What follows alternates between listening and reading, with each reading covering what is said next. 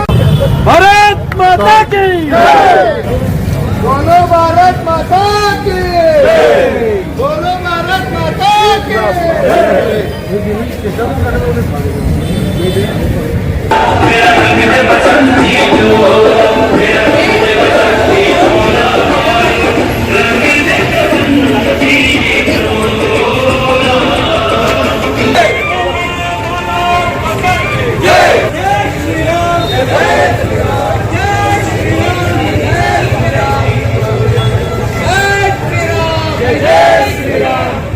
ನಾನು ಅರ್ಪಿಸಲಿಕ್ಕೆ ಸಂತೋಷ ಆಗುತ್ತೆ. ದೇಶದಲ್ಲಿ ದೇಶಭಕ್ತಿಯ ಪ್ರತೀಕ ನಮ್ಮ ರಾಷ್ಟ್ರೀಯ ಧ್ವಜ.